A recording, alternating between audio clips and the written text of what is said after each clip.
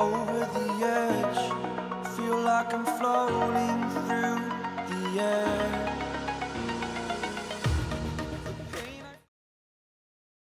Hey everybody, welcome back to the channel. It's been a while since I've done a video, and I've got a special here going on this particular watch. I'm going to do a three-part series on this watch. We're going to kind of cover it from start to finish. I'm not going to do much editing on the video. I figure you might as well watch the whole process of me working through this.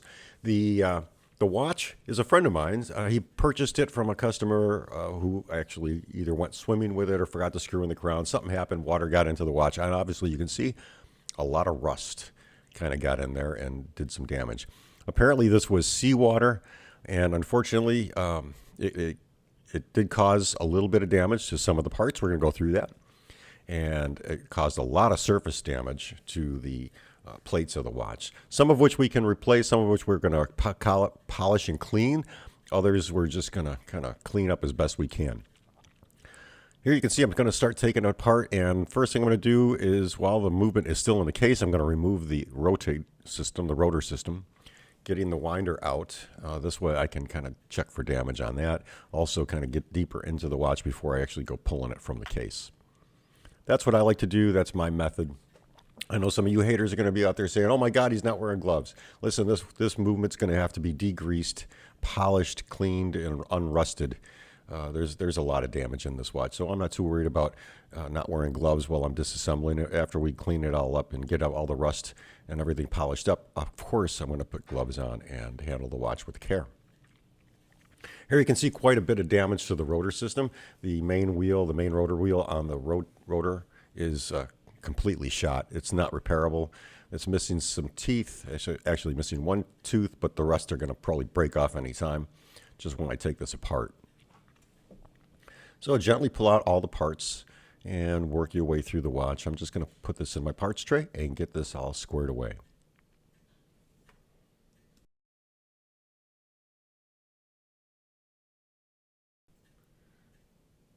I'm going to try to get a few of these parts out of the rotor system and save the gear and the jewel. There's also a C-clip in there that holds the rotor onto the rotor system, and we'll just put that aside. Kind of take a look at this one more time. It is pretty bad. We can clean it, polish it. It's not going to be that much of a problem. The one issue is we've got some parts to replace here. The next stage is to get the stem out. So I'm going to push the indent in and get that detent off the stem. We'll pull that out and take a look. The stem is quite rusted. The crown is not in bad shape, so luckily we can save the crown. I'm going to change that stem out. I've got stems in stock, so it's not a big deal. Now, here's a problem child that I had. The case screw on this particular side of the watch is completely rusted to the frame, and it's going to be somewhat of a chore getting it out. So I'm going to just loosen up the case screw on the other side. We'll take that out. That one is probably salvageable. I've got a set of these, so I'll just replace both of them anyhow. You can see with the case screws loosened, I'm trying to turn the movement in the case.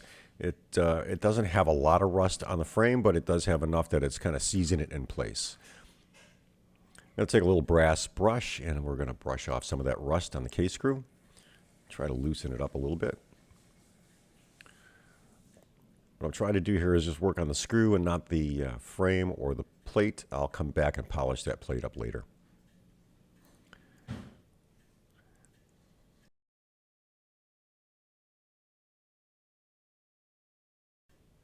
Here you can see I'm spending quite a bit of time on this case screw. Really my goal here is just to loosen it up enough from the case that I can get the movement out of the case without causing any damage. Sometimes when you get a screw that's this tight, what I'll do is I'll put a little oil on it and let it sit for a few days, and that oil will seep into the rust, sometimes loosen it up. That's always a good idea to try. If that doesn't work, then sometimes we'll have to drill out the screw, re-tap the hole, put a different screw in place. Here you can see I've loosened it up enough, and I'm going to turn the movement in the case so that I can get the case screws over to the release points, and we'll pull those out.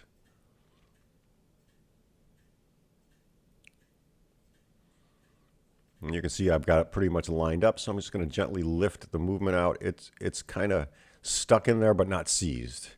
Tap it a little bit, get it out. You can see the surface rust on the case, so we're going to have to do quite a bit of cleaning on that. And we'll pull off the hands. Try not to damage your dial. I've used those dial protectors before. They're not always that good. They work good on some watches, not on others. So I just tend to use plastic baggies.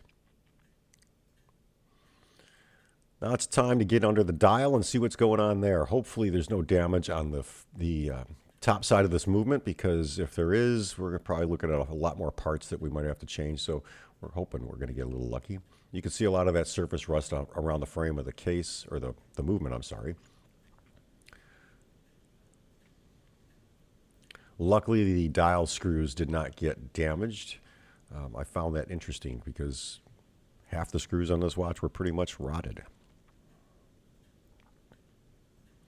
So we're looking pretty good. The date disc there is looking very good. It's not damaged. It's not rusted. There's no surface rust on the top side of the movement. So I'm just going to pull this date ring out and we'll put that aside in our parts tray. And just carefully pick it up and put it aside.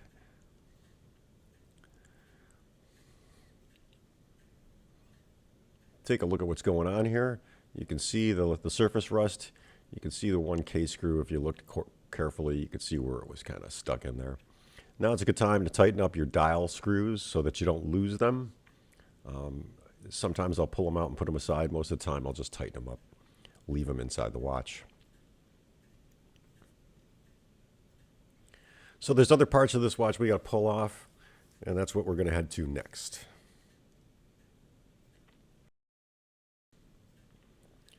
So with the movement on my movement pad, I'm going to start taking a look at the balance cock, the bridge that holds the balance wheel in place along with the hairspring. And I've got a fiberglass brush here, and what I'm going to do is just kind of rub off the surface damage to the balance cock and try to loosen the debris that's on the screw that holds the balance down.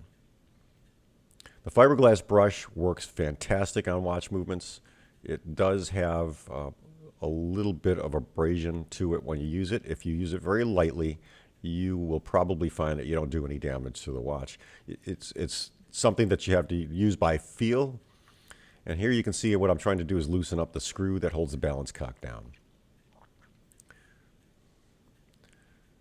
Now, because of the damage to the screw, I couldn't get enough grip on it with my screwdriver, so I'm using a smaller driver and just kind of scraping out some of the rust that's on that screw head. It's not deep, it's not very hard. Luckily, whoever had this watch on got it out of the water quick enough and sold it to my friend relatively inexpensive so that we could fix it. If it had been sitting around for another couple of weeks, it probably would have just started rotting everywhere. So I'm going to gently use the proper size screwdriver and just put a little pressure both ways on that screw. You always want to be careful. These screws will break easy if you put too much pressure on them. So I'm just going to gently turn that back and forth with a slightest pressure until that screw kind of loosens up. Normally I'd edit this part out until I got the screw out, but this is about how long it took me to get this loosened up.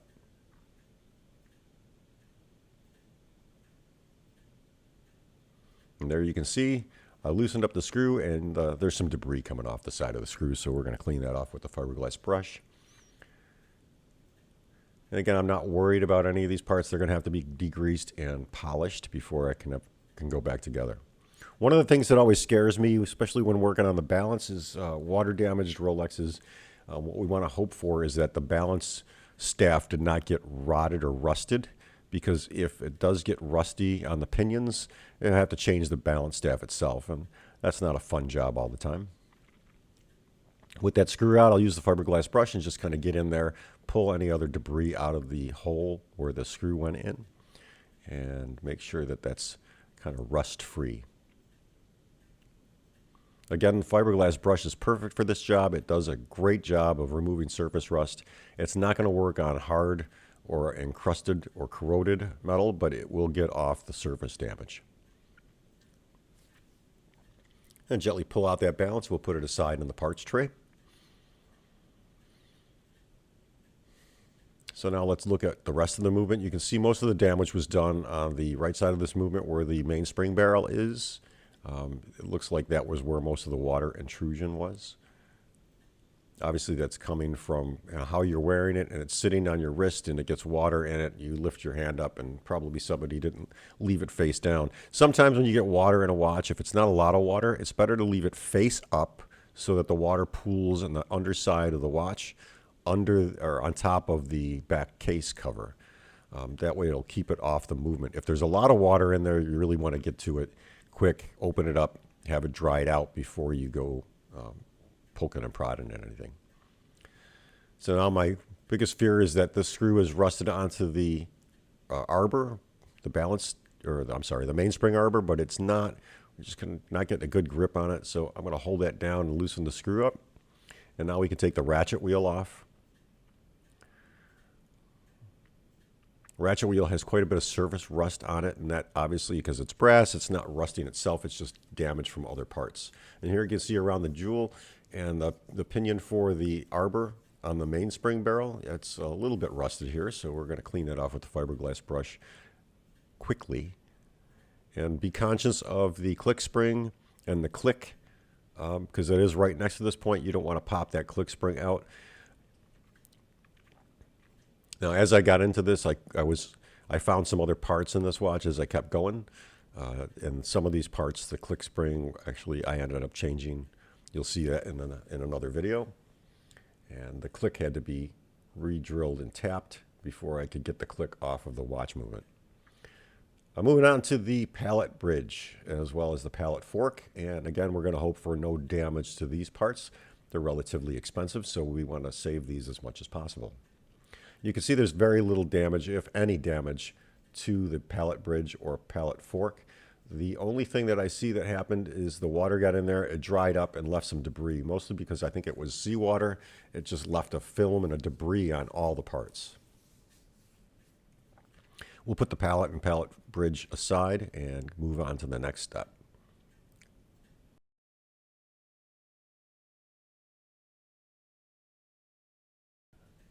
Now, for those of you who are brave enough to try this on your own, this is a reverse thread screw that holds on the ratcheting gear for the date disc. So you're going to turn that clockwise to loosen it. I do have a special tool for this. Unfortunately, I misplaced it. So I'll have to go dig it up or get another one. But this is a notched screw head. So a special tool gets into the sides of it, and the notch is kind of holding in place so you can undo it. You can do it with a regular screwdriver. Just be careful. And I apologize for the focus. We'll get that nut off and put that aside in the parts tray.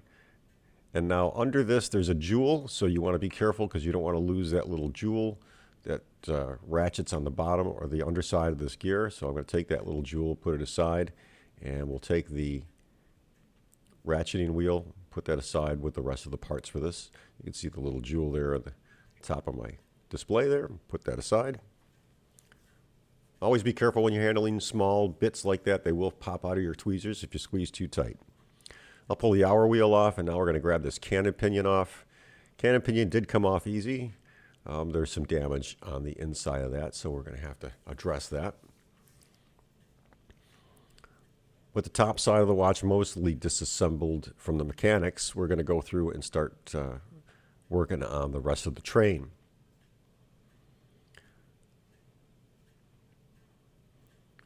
Choosing which order you decide to remove the parts from your watch is up to you. This is how I do it. I'm going to remove the mainspring barrel bridge, and that way I can take a look and see what's going on there first. It also allows me to pull this part off, and the only thing I've got to deal with then is the mainspring barrel. You can see this is pretty crusty here. So some damage really happened with that water getting in there, and it looks like it really did some damage to the underside of this, but let's see what we find. I'll pull that bridge off, we'll flip it over, take a look, and oh wow, yeah, that's pretty crusty. So that's going to have to be worked on. There's a lot of damage there. It's not corroded into the metal, however, it's a lot of crusty rust, and you can see, judging by the surface area of the mainspring barrel, you can see the mainspring is unwinding. The spring didn't break, surprisingly enough. we got lucky with that part of it. But you can see we're going to have to go through and do some recovery of that. Now I'm going to work on the train. So we'll pull off the secondary bridge that holds the train in. Gently pull that up.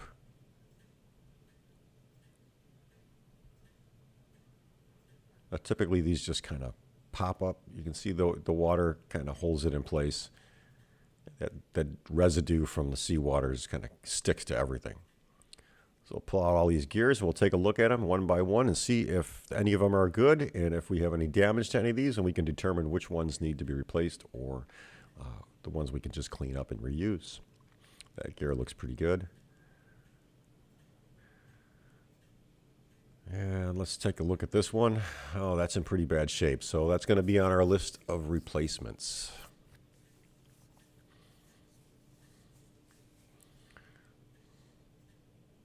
I'm going to pull out the clutch, put that aside. One of the clutch gears had a little damage to it. I think it was from mostly from wear, so we'll probably change that also. It's a good idea to get this mainspring barrel out and see what I find underneath that. I'm not looking forward to this.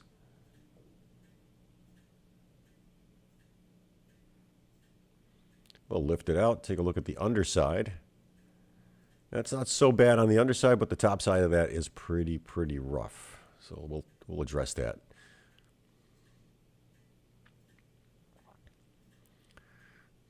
I got one more gear in there. We're going to pull that out. It's going to be the escape wheel. And you can see the surface damage to the watch movement that was caused by that water just sitting in there. Now the center pinion that's in the watch, this is seated and covered and held in place by a small bridge. So we're going to loosen those two screws up, pull this bridge off.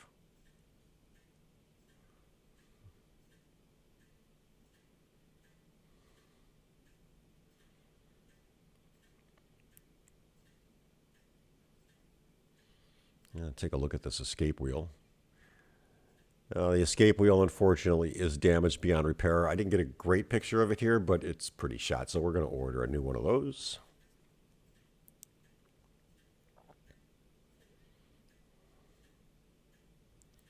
Now let's lift out this bridge and see what goodies we find here.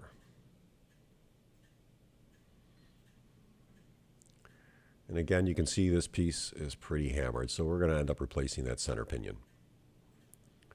That leaves us with the movement mostly exposed, and the rest I can tear down when I'm ready to clean it. The watch itself, what I'd like to do before I actually tear it down is just go through and start cleaning out the rust. I do want to work on that one case screw, and that's going to be a problem child. Here I'm removing the ring that holds the date disc in place. This ring is important because it holds your date disc centered on the movement. So you want to make sure that you don't do any damage to this. It always needs to be cleaned and polished so that the date disc rolls smoothly around it. There's two screws holding it in this particular watch. This is a caliber 30-35. A 31-35 would have three screws holding that plate in place. You can see all the setting gears. They don't look bad on this side of the watch. We're in pretty good shape, but the reverse side of the watch, the inside, is pretty damaged. So I'm going to take the fiberglass brush, I'm going to work myself around it, and we're going to start brushing off some of the surface rust first, and then I'll get a little more aggressive with the thicker, more corroded rust that's on the movement. Again, when you use the fiberglass brush, it's going to leave a lot of debris on the watch. So once you start using fiberglass on the watch movement, you're definitely going to have to go through and start prepping yourself for a complete degrease and cleaning.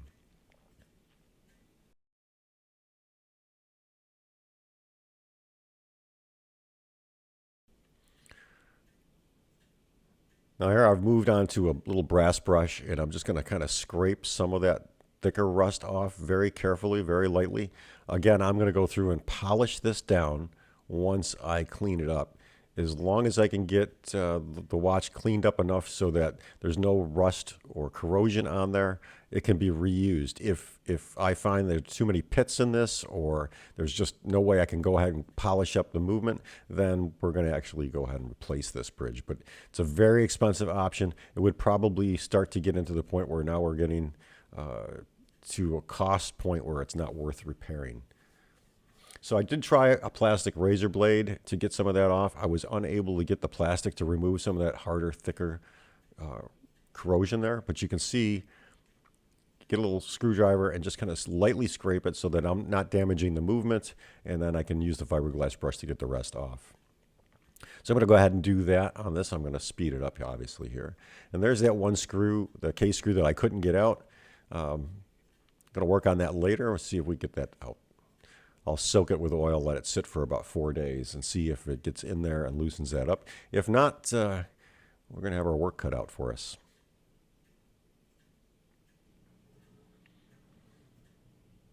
The fiberglass brush does a really good job. You know, you might have to get in there with a wooden stick, or here I'm using a small screwdriver just to kind of get the rest off. What I can't get off with that, I'll use a brass brush on the steel parts that aren't plated, and you can see it doesn't do a lot of damage to the doesn't do any damage to the frame here. We're just going to go through and lightly do it. And again, I'm going to kind of dust off any debris that's on any of these parts before I take them apart and put them aside on the parts tray. It's probably another hour's worth of work to get the rest of that stuff out and cleaned, but we'll do that off camera. For the most part, you guys probably just want to see the rust gone and the watch working.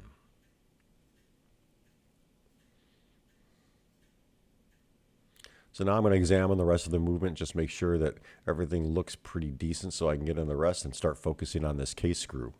This case screw really did drive me crazy, and a couple days later I was still working on it.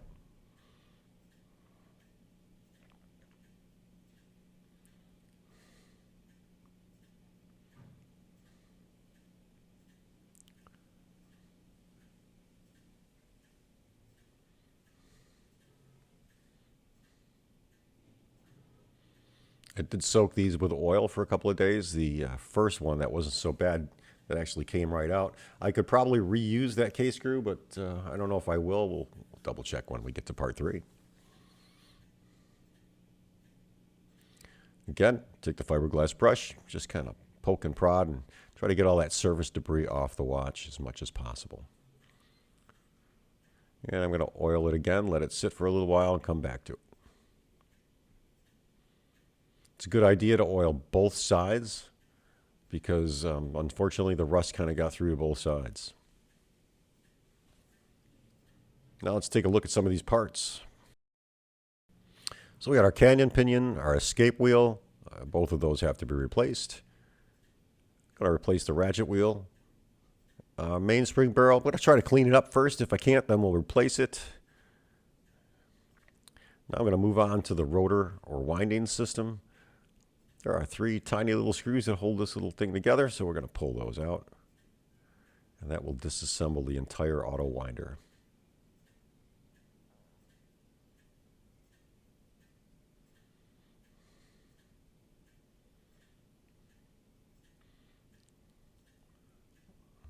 Put those screws aside. Take a look at the underside of this plate. And now I'm going to pull off these ratcheting wheels. These ratcheting wheels, one of them's in pretty bad shape. The other one is not so bad. They're not that expensive to replace, so we'll just get those on order. This gear, as we saw before, is pretty shot, so we're going to have to order one of these too. This is the winding ratchet. So that gear, I can't clean it. That's not worth cleaning. Parts are inexpensive enough to replace it. Obviously, it's missing a tooth. 2 other teeth on that, pretty hammered. So it's a good part to be replaced. Put all this aside, and we'll go through and de-rust it, degrease it, clean it, and put it back together when we get to part 3.